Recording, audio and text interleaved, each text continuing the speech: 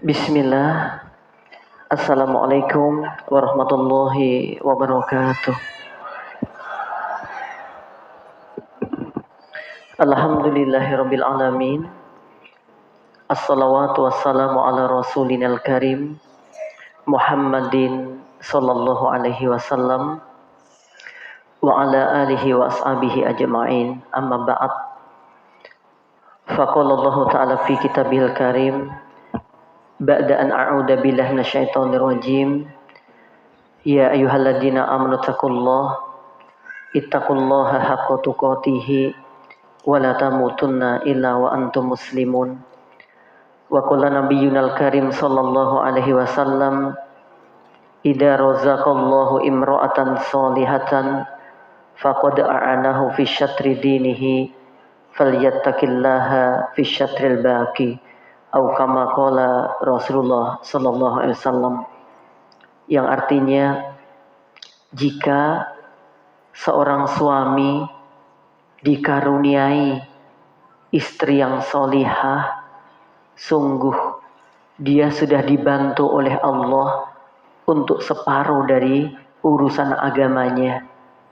Maka hendaknya dia bertakwa di separuh yang lainnya. Jadi kalau ibu-ibu adalah ibu-ibu yang solihah, akan mengurangi beban-beban masalah keluarga. Kalau ibu-ibu kok nambah masalah keluarga, berarti ibu-ibu belum solihah dan harus diruqyah. Gitu. Karena dalilnya kayak begitu. Kalau itu istrinya solihah, insya Allah separuh urusan keluarga, urusan agamanya itu udah dibantu sama Allah. Untuk itu jamaah yang berbahagia, Bapak Ibu yang tergabung dalam kajian A5, untuk menghilangkan capek ngantuk, ikuti saya dulu. Suami saya, ayo. Suka sama saya sebab saya suka sama suami. Kok muter-muter kayaknya ya?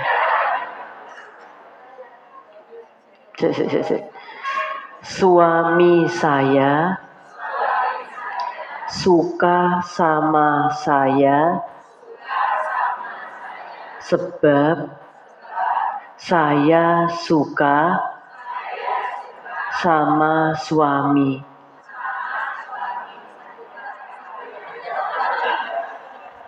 Tapi betul toh? Sekarang dibalik. Saya suka suami, yuk. Saya suka sama suami sebab suami saya suka sama saya. Wih. Sekarang diulangi dari suami suka saya. Yuk. Suami suka sama saya sebab saya suka sama suami saya. Ya, saya suka sama suami saya sebab suami saya suka sama saya. Dah, pengajiannya itu aja deh kayaknya. Ya. Jadi kalau ya suka sama suami, ya suami bakal suka sama jenengan atau sama saya. Oke. Jemaah, tema kita di hari ini adalah pilar-pilar keluarga surga. Ya tentu penyebutan pilar-pilar di sini tidak mutlak dalam arti harus itu, enggak. Ya mungkin ini menurut yang saya pahami. Saya biasa kalau ngisi pengajian bikin oret-oretan dulu, belajar, dikumpulkan dalil-dalilnya, ya kemudian kisah-kisahnya. Tapi kemudian qadarullah buku saya ketinggalan. gak apa-apa. Yang penting hatiku gak ketinggalan. Oke, jamaah, ada 5 pilar yang akan kita bahas dalam kesempatan yang baik ini sebagai penopang keluarga yang sakinah, keluarga yang insya Allah sama-sama dengan anggota keluarganya akan merasakan nikmatnya surga insya Allah. Barang siapa yang tidak merasakan kenikmatan surga dunia, dia nggak bisa merasakan surga akhirat. Maka di dunia kita bisa merasakan surga dunia. Apa tahu Ustaz, surga dunia itu duren? Bukan. Apa tahu Ustaz, surga dunia itu piknik? Bukan. Surga dunia adalah kenikmatan yang bisa kita raih tatkala kita beribadah kepada Allah. Itu yang dimaksud dengan surga dunia. Nah, dalam rumah tangga itu kira-kira ibadah atau bukan toh? Ibadah banget. Wong diawali dengan akad nikah. Sebelum nikah biasanya diminta istighfar dulu. Ya habis itu syahadat. Walaupun sebenarnya secara syariat tidak ada aturan khusus itu. Kenapa istighfar? Ya untuk meleburkan dosa-dosa.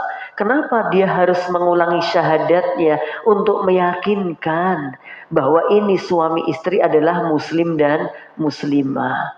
Kemudian diakadkan nikah dengan cara Islam yang artinya semua kegiatan-kegiatan yang dijalani di rumah tangga insya Allah dibangun berdasarkan niatan ibadah. Ya, jadi di rumah tangga harus bisa merasakan nikmatnya berumah tangga. Karena kalau dia bisa menikmati rumah tangga, berarti dia menikmati ibadahnya. Kalau bisa merasakan nikmat surga di dunia, berarti dia insya Allah bisa merasakan nikmat surga di akhirat. Nah, pilar-pilar itu apa saja? Yang pertama, bahwa Nabi SAW bersabda, Fadfar bidzatid din.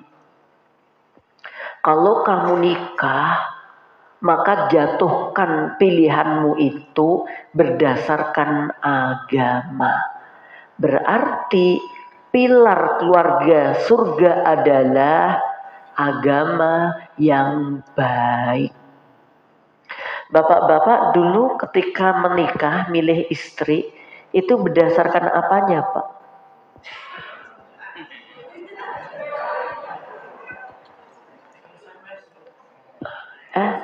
SMS. Oh, suka sama suka. Masya Allah. Makanya tadi suami suka sama saya tadi itu ya. Masya Allah. Di zamannya beliau sudah ada SMS.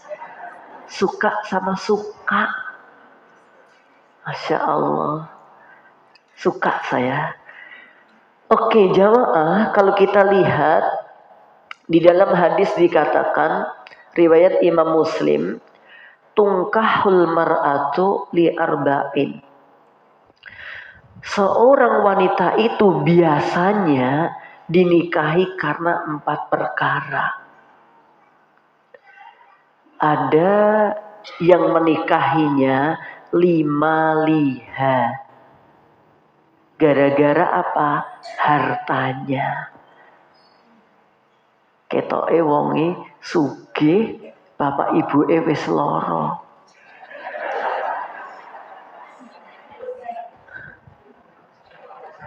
Ya, ada loh hitung-hitungan kayak begitu itu.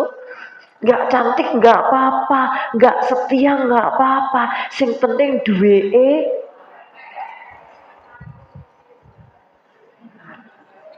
Biasanya gitu. Ya, ada memang wanita dinikahi gara-gara itu. Dia gak mempedulikan yang lain, yang penting kaya, sugih. Mungkin orang menyangka bahwa ya sabuan nama mereka mengira bahwa kekayaan itu yang mendatangkan kebahagiaan. Ya ada senangnya sih ada uang itu, tapi saya katakan tidak mesti uang itu membuat senang. Oke. Yang kedua apa? Orang menikah itu lihasabiha. Ya, mereka menikah karena untuk nasab. Nasab itu bisa berkaitan kewibawaan, bisa berkaitan dengan perbaikan keturunan. Ya, walihasabiha. Jadi dia menikah itu kuwi ketoke kaum bangsawan. Ningratan.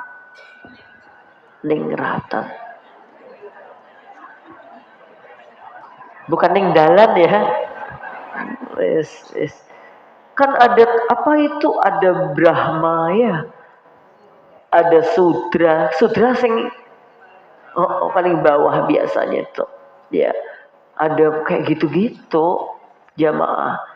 Ada, aku nek nikah karo kae yakin aku engko ketoke iso dadi Pak RT. Alah. Gitu.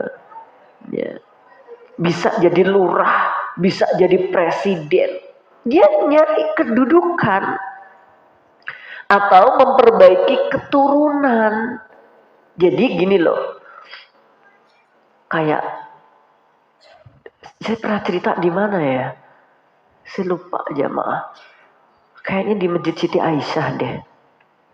Jadi saya itu kan nangani kasus seorang suami nikah dengan seorang wanita 2 tahun randemok blas. Nyata. Waktu itu tak tanya. Kan biasanya yang curhat itu perempuan. Ini yang curhat laki-laki. Ustaz, kasih solusi dong. Kenapa? Aku tuh udah nikah 2 tahun. Terus belas gak iso demok. Kok iso? Ya demoke ora demok ngono. Jenengan gak paham.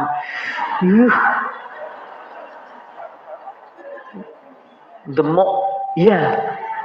Masa Ustadz menjelaskan vulgar kan nggak mungkin. Banyak anak-anak yang belum balik.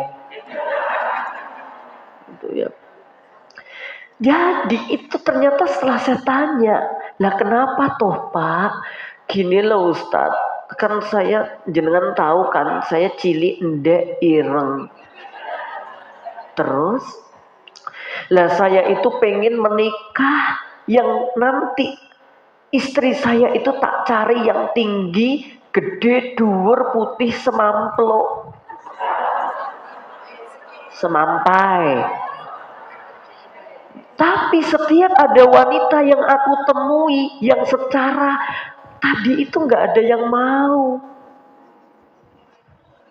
Ya mungkin dia ngerti. Terus Ustadz, ada kesempatan yang menurut saya nggak bakal datang kedua kali. Apa itu? Ada seorang wanita yang gede, dhuwur, putih, halus nemui saya. Mas, aku tahu jenengan di kampung ini sudah cukup umur tapi belum menikah. Mau nggak Mas jenengan menikahi aku?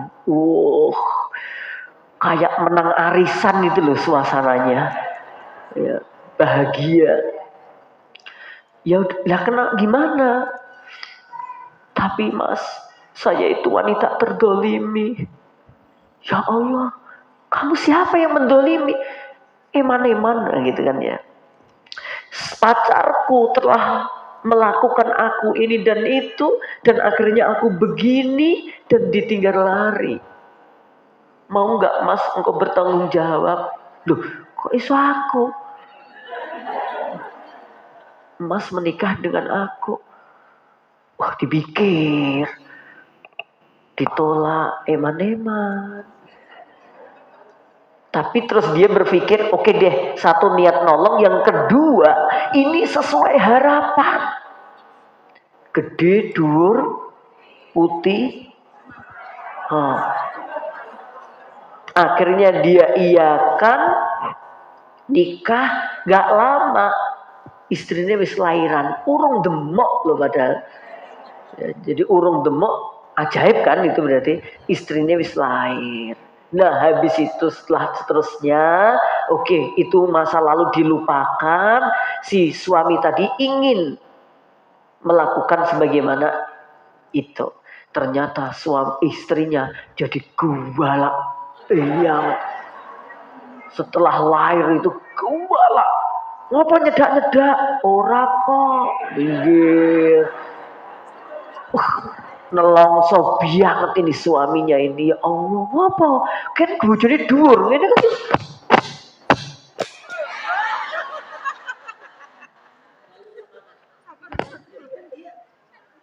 apa? Gini, lah bojone itu kan begini, apa? Gini loh. Jamaah. Jadi dia lihatnya itu ke istrinya ngelihat dia itu rodok.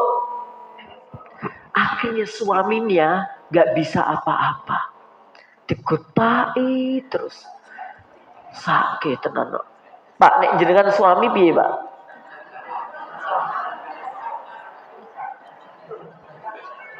Suami itu walaupun cilik kudune kuat. Akhirnya terus kamu bertahan berapa lama? 2 tahun, Ustaz. Masih mau pertahankan. Rencananya begitu karena nggak ada lagi nanti yang mau dengan saya dengan kriteria seperti itu. Saya bilang kamu tuh yang masalah gitu. Kalau memang dia nggak bisa diperbaiki ini dan seterusnya disentuh aja nggak mau, ya udah. Bagaimana keturunanku? Sekarang kamu punya keturunan nggak? Gimana punya wong demok era iso? Ya makanya. Jadi cita-citamu tuh udah salah. Kalau kamu menikah gara-gara itu salah.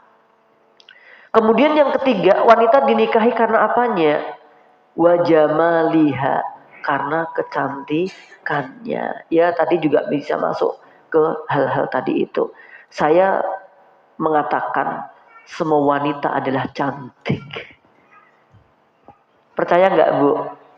Percaya. Adapun bagaimana itu relatif. Saya tanya bapak-bapak di sini, Pak, siapa wanita paling cantik?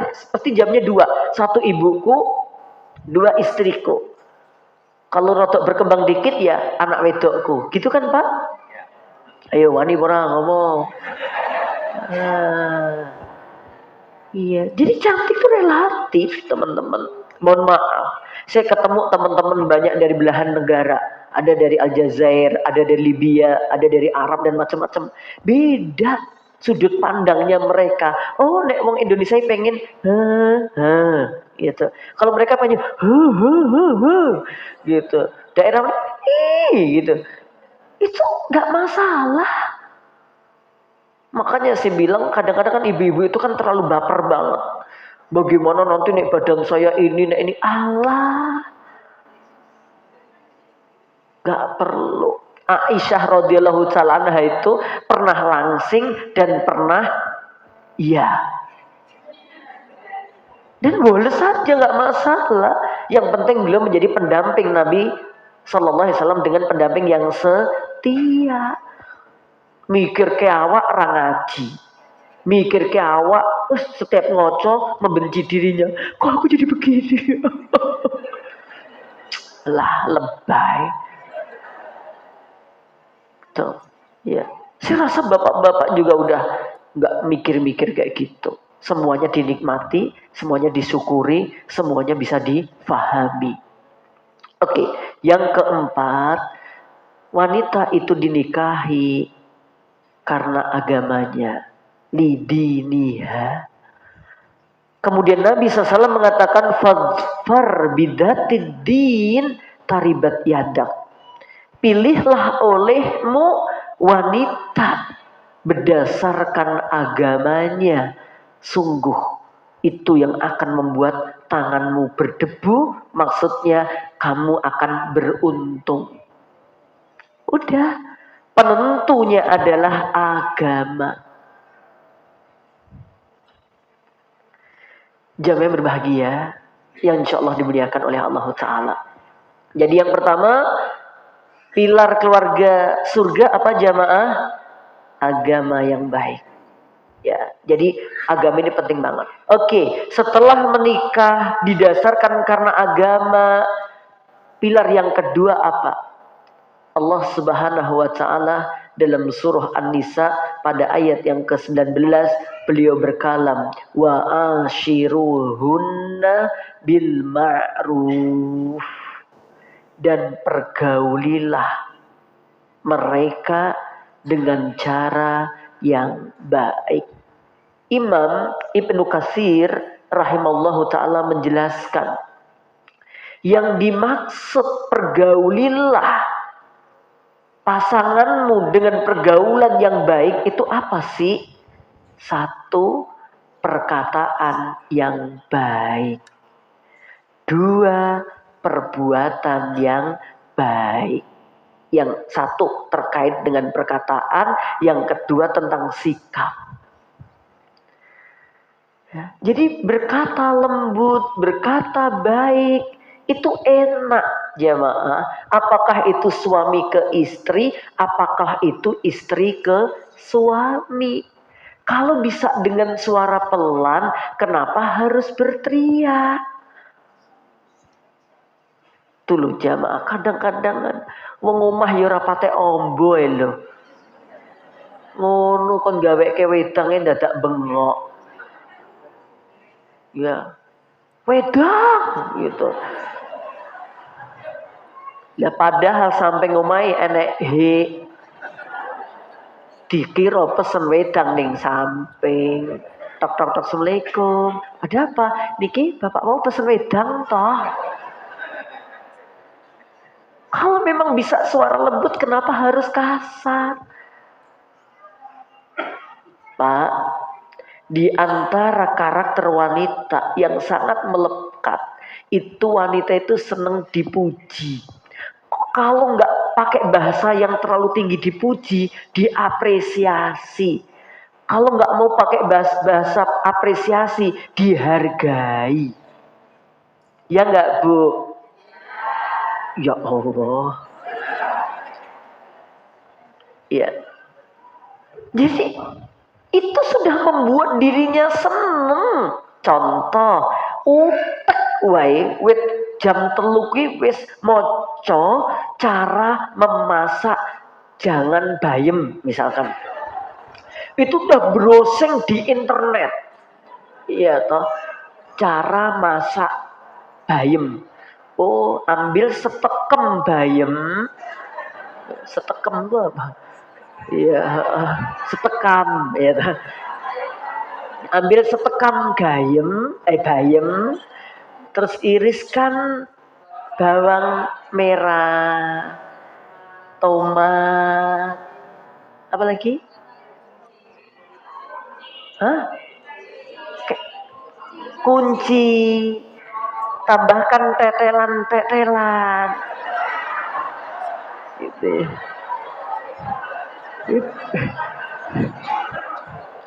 Nah, itu udah mempelajari setelah sholat tahajud. Dipelajari, oh ngene, langsung belanja sampai nawari keliru. Mbah niki pinten? Kalih tengah, Nduk. Kalih ewu angsal. Paham? Ya, kalih tengah ditawar 2.000. Boleh nggak? Boleh banget lah, wong karo tengah wi mau 1.500. Regane pinten Bu? Bayame setekem. Karo tengah niku Mbak, kalih wangsal. Wangsal monggo. Ya, atau dia bawa pulang, dia ini masak seset. Bapak siap-siap mau berangkat ke kantor. Ya, sarapan dulu ya. Waduh ini waktu saya, aduh sibuk banget, nggak apa-apa nanti tak makan di sana aja deh. Nyakitin nggak? Nah, nyakitin. Mau karek guyup lho. Mbok yo dihargai. Wi brosenge wis sejak ba'da tahajud itu. Jamaah sampai jangan bayem enek tetelane barangnya. Mungkin yang posting juga keliru. Gitu loh. Nah, jamaah sederhana. Dipuji, Masya Allah, terima kasih wahai istriku, engkau sudah Masya Allah gelem untuk nyuci, makasih ya. Itu ya, kadang-kadang disengaja ada 100.000 Pak ditaruh di kantong gitu, nggak apa-apa gitu ya. Gitu, tolong hargai istri Pak. Ibu-ibu juga begitu. Ya, bukan hanya wa ashiruhunna bil ma'ruf, ini tentu juga sebaliknya. Perkataan-perkataan istri kepada suami, coba deh.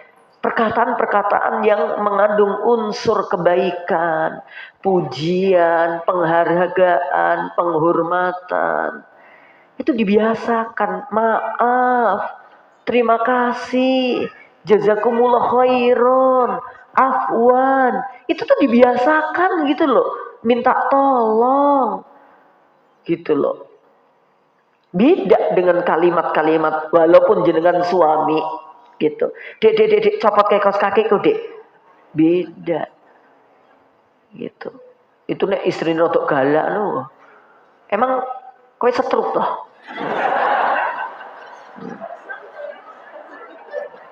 Wong iso nyopot dadak ngakon-ngakon. Makanya nyuruh minta tolongnya yang baik gitu loh. Jadi berbahagia selain ucapan tadi perbuatan. Dua-duanya nggak boleh berkata kasar, juga tidak boleh berbuat kasar. Karena perbuatan kasar itu akan menyebabkan hati juga kasar. Maka kenapa sih perbuatan kasar itu terjadi? Ibu-ibu yang nyatet HP saya dan nomor ibu kecatat di HP saya, cek status saya pagi hari ini. Karena aku bermaksiat kepada Allah Subhanahu wa ta'ala. Hal itu menjadikan perubahan buruk pada kendaraan dan istriku kepadaku. Artinya apa? Jika seorang suami atau istri kemudian dia bermaksiat, kejadiannya apa? Bisa saja yang maksiat ini bakal kasar kepada kendaraannya, bakal kasar kepada istrinya, atau sebaliknya. Tiba-tiba maksiatnya suami berpengaruh pada akhlaknya istri. Suami bermaksiat, tiba-tiba istri akhlaknya jadi rusak. Suami bermaksiat, kendaraannya kemudian jadi suka rewel. Ini perkataan ulama di masa silam, di masa salaf. Bisa dicek di dalam kitabnya Imam Ibnu Qayyim Al-Jauziyah, ada wadawa, ketika membahas tentang pengaruh kemaksiatan. Jadi kalau istri kita, anak kita, keluarga kita kok akhlaknya kurang baik, yang dikoreksi pertama kali adalah suaminya. Adakah dia bermaksiat kepada Allah Subhanahu wa ta'ala atau tidak? Seperti itu jamaah yang berbahagia. Kalau kemudian suami kasar sama istrinya, bisa saja memang ada maksiat yang terjadi pada suami. Yuh, kok betul banget Bang? Ya Allah.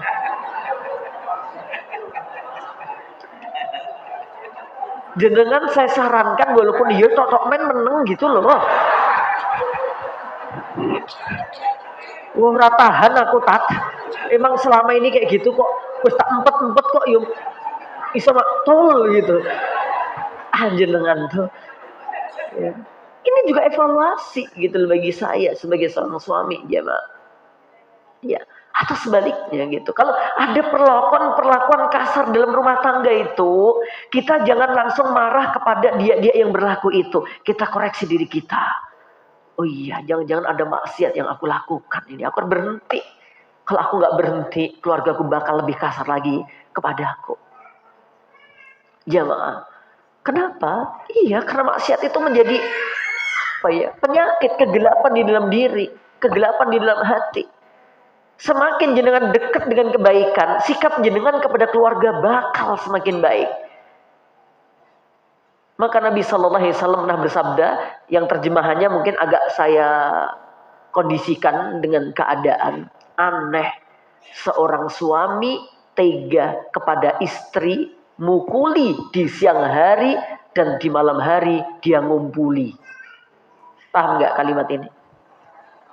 Awan swampluk, awan jentel ke, ya, malam dikumpuli. Aneh banget. Ada hadisnya dalam kitab Riyadhus Shalihin. Begitu aneh itu laki-laki ketika siang dia berbuat kasar kepada istrinya, tapi kemudian malam dia bertemu untuk melakukan pertemuan suami istri. Di mana rasa itu, di mana? Maka pilar yang kedua ini penting banget, wa ashiruhunna bil ma'ruf. Pergauli mereka dengan cara yang baik, kata Imam Ibnu Katsir, baik dalam perkataan, baik dalam perbuatan. Nutup lawan ojo banter-banter. Ya Allah. Ngapa nutup banter-banter? Angin. Murah ini angin nih kene. Yo ning kono, ning kene aneh. Lah ngene kon ndi? Yo ke tanganku. Lah. Jamaah, itu gara-gara maksiat. Pintu tuh salah nggak toh? Apa sih salahnya pintu? Wong kuwi nek wis kakean maksiat, banyak rusak hatinya, kabeh dadi salah. Bang Jo lho disalahke. Mau aku adoh ijo. Bos aku teko kene abang. Allahu Akbar. Jamaah. Maka sebagai seorang suami, sebagai seorang istri, menjadi pilar keluarga itu penting banget. Tahan gitu supaya nggak berbuat kasar, tidak memberikan kalimat-kalimat yang menyakitkan. Saya pernah mendapatkan perkataan ulama begini, ketika ada seorang istri pernah berbuat jelek, kemudian dia minta maaf sama suaminya, kemudian suaminya memaafkan. Nah, kemudian seorang suami tadi berbuat jelek, ya, dia mungkin khilaf, terus dinasihati sama istrinya. Nah, kondisi seperti itu, suami yang baik apa? Terima kasih diingatkan, minta maaf atas kesalahan.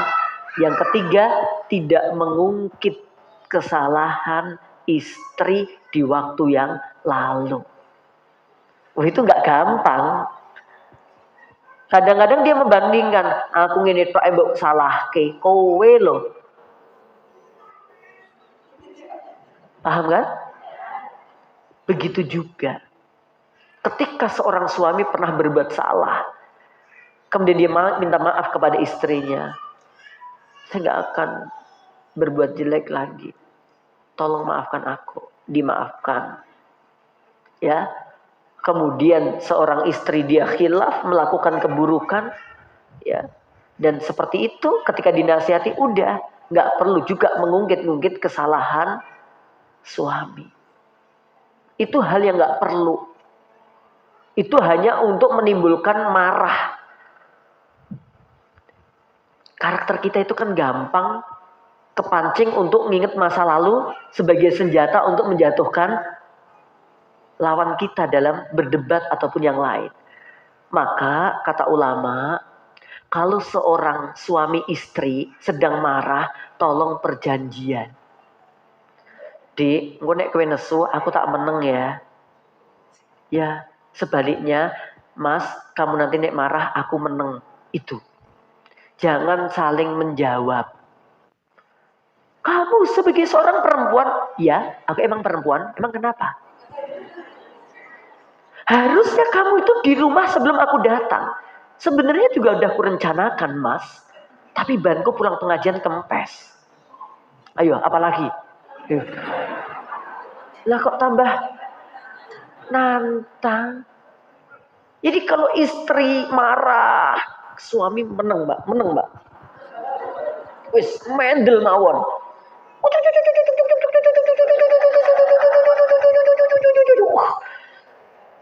Berapa puluh ribu wanita satu hari mengeluarkan kata-kata harusnya? Berapa? 20 ribu. Kalau bapak-bapak berapa? 2000. Lah ini raditokke kan iso dadi jerawat itu. Ya iso dadi udun, dadi apa. Ya, makanya biasa ibu-ibu tuh sambil umbah-umbah ngono yo enek weh. Wis dikandani nek ndelehi yo sing pener. Wih, ini bisa loh. Gitu. Wangi nyapu ngono. Aku wis esuk. Siji tok ora ganti-ganti. Iki wis beribu-ribu iki mau siji tok. Aku tuh inget di kami jamaah, saya sempat nggak percaya gitu lah ya.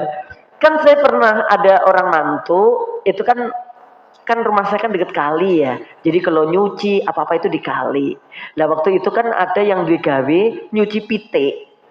Lah ngubah pitik ini yang kali.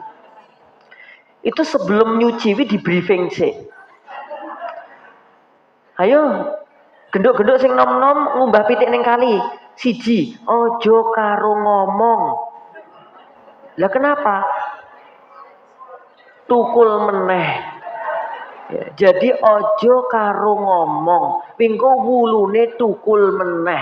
Aku mikir suwe banget itu jamaah. Akhirnya karena saya penasaran, saya ikut ke kali. Gitu ya. Saya ikut ke kali, ikut bubuti pitik, ikut mau ambek ngomong. Orai jane gitu loh. Ya, jadi saya minta bubut itu selesai, enggak gitu loh. Akhirnya tak bawa, enggak dukuli, maksudnya orang ngono. Iki ning pawon bumbu-bumbu wis siap. Wingko nebek ngomong ora barbar. Hah toh ya, lah mandek iki ne. Iki mandek ora sido bubuti. Gitu loh jam. Atau sing dibubuti ngantek sak kulite, sak daginge sampai entek ya jamaah. Makanya itulah ya. Oke. Jadi sekali lagi wa ashiruhunna bil ma'ruf, maka pergaulilah pasangan itu dengan yang baik. Pilar 1 agama, pilar 2 pergaulan yang baik, pilar yang ketiga yaitu tarbiyah, pendidikan yang baik juga. Ya, agama sudah pendidikan, tapi perlu dikembangkan lagi dalam arti didalamkan. Kemudian muamalah ashiruhuna tadi juga udah pendidikan, tapi harus difokuskan lagi yaitu tarbiyah yang baik. Mana dalilnya? Ya ayyuhalladzina amanu qu anfusakum wa ahlikum nara. Wahai orang-orang yang beriman, jagalah dirimu dan keluarga kalian dari api neraka. Ku anfusakum, beberapa ulama mengatakan maknanya apa? Adibuhum wa allimuhum. Ajarkan adab kepada anak-anak kalian dan ajarkan ilmu kepada anak-anak kalian dan keluarga kalian tentunya. Ya, adab, akhlak ini inti di dalam ajaran Islam. Maka coba ketika Nabi Muhammad SAW itu diutus untuk apa? Menyempurnakan akhlak yang mulia. Innama bu'ithu liutammima makarimal akhlak. Di situ. Jamaah insya Allah dimuliakan oleh Allah Subhanahu Wa Taala. Maka akhlak ini penting banget. Kenapa didahulukan adab baru ilmunya? Adibuhum wa allimuhum. Supaya ketika nanti dia memiliki ilmu pengetahuan, itu akhlaknya jalan. Kadang-kadang kalau kemudian ilmunya duluan, adabnya hilang. Tadi malam saya nyampaikan materi ke para santri tentang adab ya. Di antaranya apa? Menghormati ustadz. Di antara menghormati ustadz itu apa? Dia perhatian ketika seorang masyayikh, ya seorang syekh, para masyayikh menyampaikan, dia fokus kepadanya. Itu di antara perhatian. Bahkan Imam Syafi'i itu hati-hati banget buka buku di hadapan Imam Malik. Buka Rene, orang mungkin Rene Indonesia.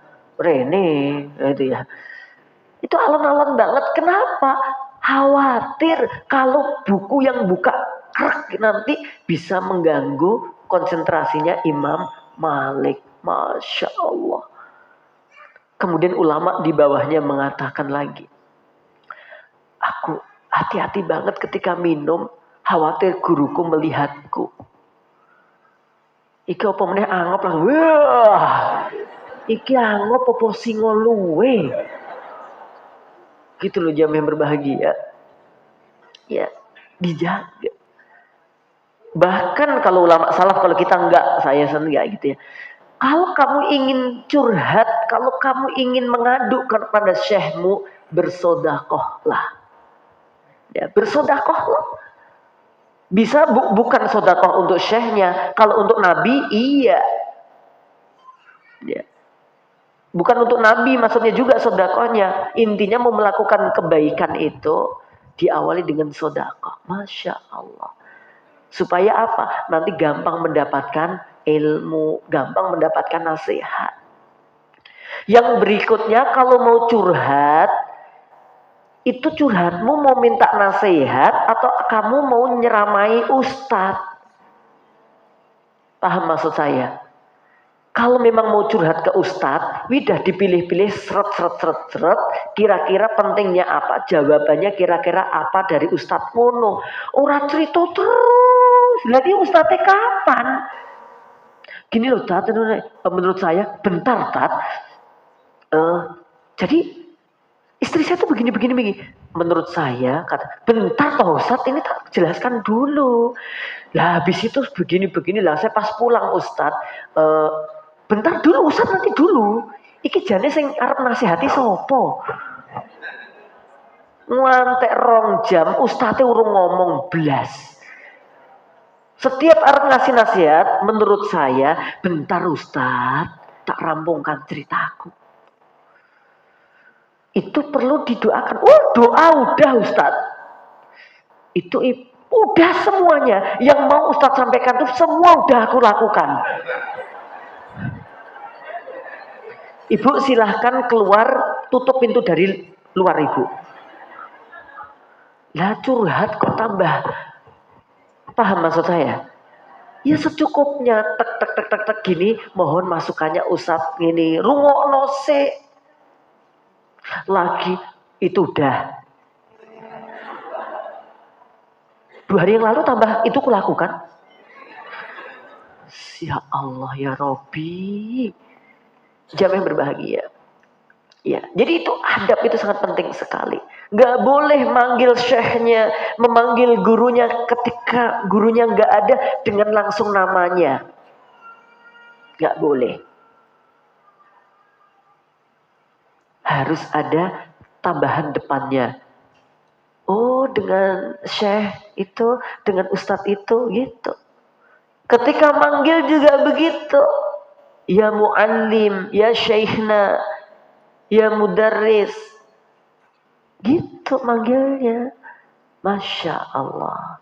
Indah kalau adab itu diajarkan dalam keluarga kita. Sehingga gak ada lagi cerita menantu versus mertua. Apalagi mohon maaf yang hidupnya bersama mertua. Itu kalau dua-duanya tidak bisa menjaga etika, adab dan hati. Abot. Saya pernah merasakan 4 tahun. Mertuaku bagus, baik. Memang ada sisi-sisi tertentu. Sisi keuangan menurut saya hemat sekali. Saya setiap mau belanja, Bu, Pak, yang belanja aku saja.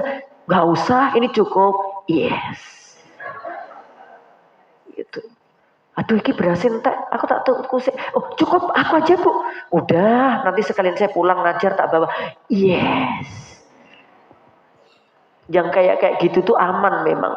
Tapi rasa di hati beda. Misalkan mau tidur rodok suwe ngono angel. Bapak Ibu wis siap tindak untuk ke kantor, awake dhewe jek turu. Bisa enggak kira-kira? Enggak bisa. Enek sotil cotel ngono langsung ning ati, waduh, aku digetaki kayak gitu.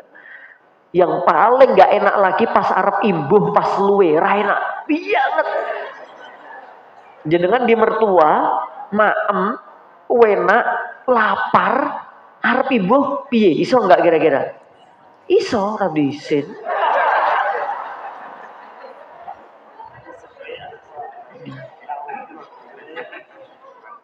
Saya punya tip and trick. Tapi tolong ini rahasia ya. Jadi rahasia. Ini saya praktekkan dan selalu bagus. Caranya begini. Anaknya diakei. Maksudnya ngimbohi anak sing rada akeh. Gitu toh. Kowe maem, segini kurang toh? Ya kurang ya, Nih, maem gue tuh. Terus gue tok main gini. Loh, kowe rantek. Aduh, piye toh?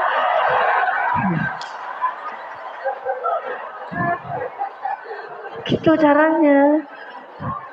Walah, bojo dintekne toh. Piye iki piye? Acting itu. Jadi di hati padahal yes gitu. Itu tapi jangan bilang ini nggak ada yang mertua sama mantunya hadir, nggak ada kan? Itu aman itu. Jadi nggak bakal kondangan gitu. Wah, jadi tok men kowe iki lho mau njaluke akeh. Lah iwake piye apa ora? Walah. Wes parah ini. Oke, tapi saya kembalikan ke tadi ya. Jadi pendidikan dalam rumah tangga penting banget. Walaupun ada ibu-ibu yang usianya tidak terlalu sepuh, tapi sepuh banget. Ya. Terus dia marah-marah kalau ada orang pengajian, gitu, marahin, gitu.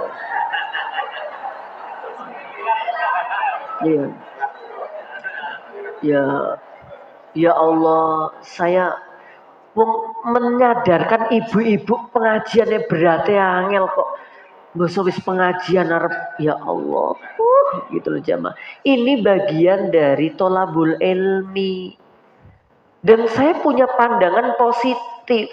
Ibu-ibu itu kalau mau berangkat pengajian, dia ngerti besok aku pengajian di A5. Berarti umbah-umbahanku tak barke bar subuh. Ya kan?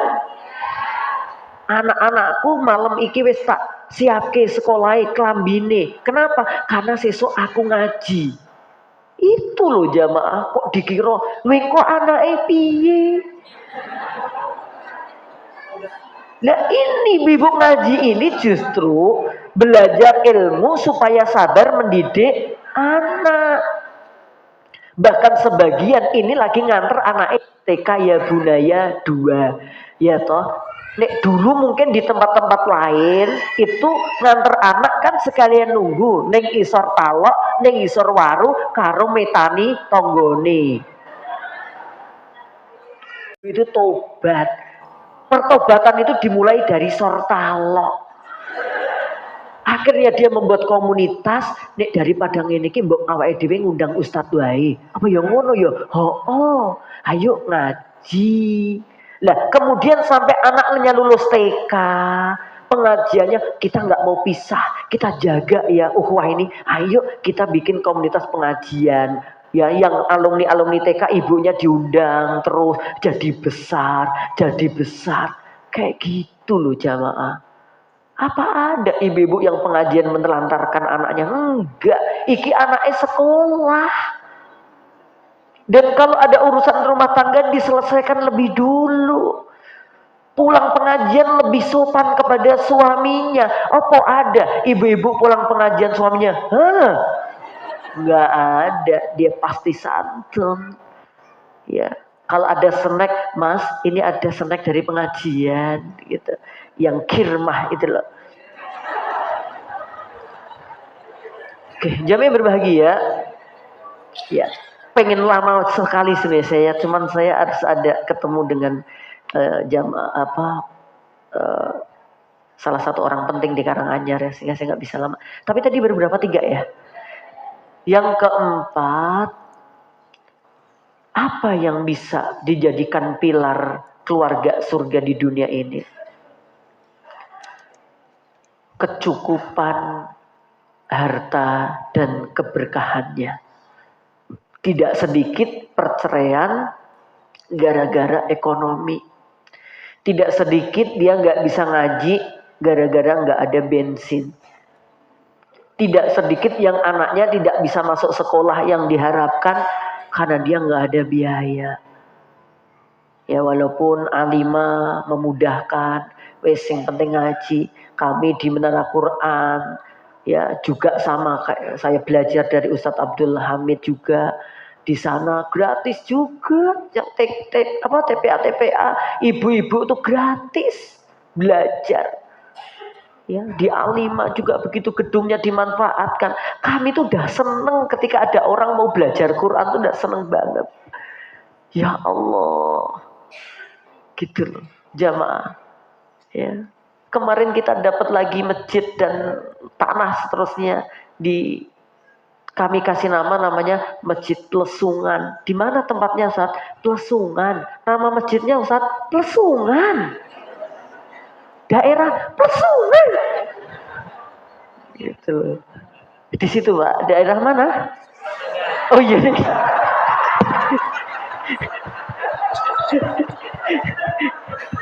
Iya ding, udah nggak jadi ah. Sidoarjo, Kentengan apa Kentengan ya, Plesungan, gitu. Oke, kapan ibu main ke sana deh? Itu kayak hotel tapi masjid, Masya Allah. Kayak hotel tapi masjid.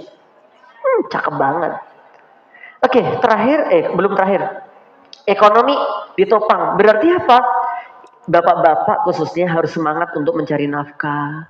Nafkah yang halal. Bapak-bapak kerja sangat capek, sangat kena panas, hitam. Ya sampai ngapal surga itu. Ar-rijalu qawwamuna 'alan nisa bima faddalallahu ba'dahum 'ala ba'd. Wabima anfaqu min amwalihim. Karena mulianya seorang suami, wibawanya seorang suami itu karena urusan nafkahnya. Ya, kalau memang seorang suami kemudian nafkahnya dia nggak bisa mencukupi, ya ada kadang-kadang sedikit retak rumah tangganya. Oke, untuk itu cari yang halal. Yakinkan yang dikonsumsi keluarga adalah halal. Harus itu. Kemudian yang terakhir jamaah, pilar rumah tangga adalah doa. Jangan sepi rumah kita dari doa. Rabbana hablana min azwajina wa dzurriyyatina qurrata a'yun waj'alna lil muttaqina imama. Rabbana hablana minas salihin. Allahumma ja'alna wa ahlana wa dhurriyyatina min ahlil Qur'an. Allahumma ja'alna wa ahlana wa dhurriyyatina min ahlil Qur'an. Waj'alil Qur'ana hujjatan lana la 'alaina waj'alhu rahmatan lana waj'alhu rabi'a qulubina wa nura sudurina wa jalaa'a ahzanina wa dhahaba humumina. Sering kita baca jemaah supaya keluarga kita bisa adem, keluarga kita bisa menjadi ahli Quran dan seterusnya. Oke, saya suka sama suami saya sebab suami saya suka sama saya. Oke, pilarnya ada 5. 1, agama yang baik. 2, pergaulan yang baik. 3, tarbiyah yang baik. 4, harta yang cukup dan barokah. Yang kelima, doa. Saya rasa itu nanti biar ditutup dengan Ustadz Abdul Hamid karena saya ada kegiatan. Barakallahu fikum. Assalamualaikum warahmatullahi wabarakatuh. Waalaikumsalam warahmatullahi wabarakatuh. Jazakumullah khairan kasir kepada Ustadz Muhammad Nur Islam yang telah menyampaikan materi pada pagi hari ini. Semoga apa yang kita dapatkan dapat kita amalkan, ibu-ibu, bapak-bapak. Semoga ilmu yang telah disampaikan ini membawa keberkahan bagi keluarga kita semua. Amin, amin ya robbal alamin. Berhubung Ustadz Nur Islam sedang ada agenda sehingga tidak bisa membersamai hingga pukul 10. Untuk acara selanjutnya insya Allah nanti akan dibersamai oleh Ustadz Hamid. Ada sedikit informasi terkait gerakan rumah umat dan juga kaitannya program-program di Majelis Taklim Alimah.